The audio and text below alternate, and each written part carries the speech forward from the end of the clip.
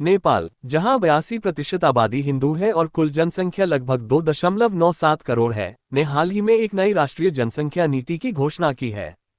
यह नीति घटती जन्म दर और जनसंख्या वृद्धि की चिंताओं को संबोधित करने के लिए लाई गई है। इस नीति के तहत सरकार ने परिवारों को 3 बच्चे पैदा करने के लिए प्रोत्साहित करने का फैसला किया है। ये कदम उस समय उठाया गया है जब विश्व के कई देश जनसंख्या वृद्धि को नियंत्रित करने की दिशा में काम कर रहे हैं, जबकि नेपाल एक उलट चुनौती का सामना कर रहा है, घटती जनसंख्या और बढ़ती उम्रदराज आबादी। घटती जन्म दर की चुनौती। नेपाल में जन्म दर में लगातार कमी देखी जा रही है, जो देश के लिए एक बड़ी चिंता का विषय बन गई है। हाल के आंकड़ों के अनुसार नेपाल की कुल प्रजनन दर टोटल फर्टिलिटी रेट प्रतिस्थापन स्तर रिप्लेसमेंट लेवल से नीचे जा रही है। इसका मतलब है कि आने वाले दशकों में नेपाल को बुजुर्ग आबादी के बढ़ने और युवा आबादी के अनुपात में कमी की समस्या का सामना करना पड़ सकता है। खासकर शहरी क्षेत्रों में, जहां शिक्षा और प्रजनन स्वास्थ्य सेवाओं तक पहुंच बढ़ी है, दंपति कम बच्चे पैदा कर रहे हैं। इसके विपरीत मधेश और सुदूर पश्चिम जैसे क्षेत्रों में, जहां शिक्षा का स्तर कम है और बाल विवाह जैसी प्रथाएं प्रचलित हैं, प्रजनन दर अभी भी अधिक है। प्रधानमंत्री केपी शर्मा ओली का बयान। 11 जुलाई 2025 को विश्व जनसंख्या दिवस के अवसर पर नेपाल के प्रधानमंत्री केपी शर्मा ओली ने राष्ट्रीय जनसंख्या नीति का शुभारंभ करते हुए लोगों से 20 साल की उम्र तक शादी करने और 30 साल की उम्र तक 3 बच्चे पैदा करने की अपील की। इस बयान ने सोशल मीडिया पर खासकर महिलाओं के बीच काफी विवाद खड़ा किया। कई लोगों ने इसे अव्यावहारिक और महिलाओं की स्वतंत्रता पर सवाल उठाने वाला बताया।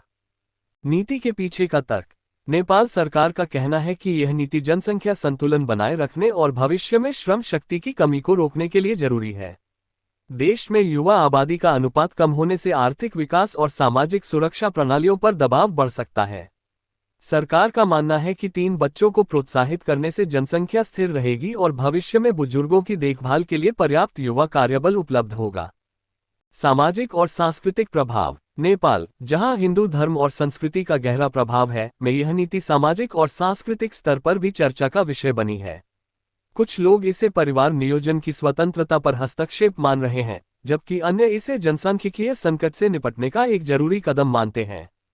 शहरी क्षेत्रों में शिक्षित वर्ग, जो प्रजनन, स्वास्थ्य और गर्भनिरोधक विकल्पों का उपयोग करता है, इस नीति को लेकर ज्यादा संशय में है।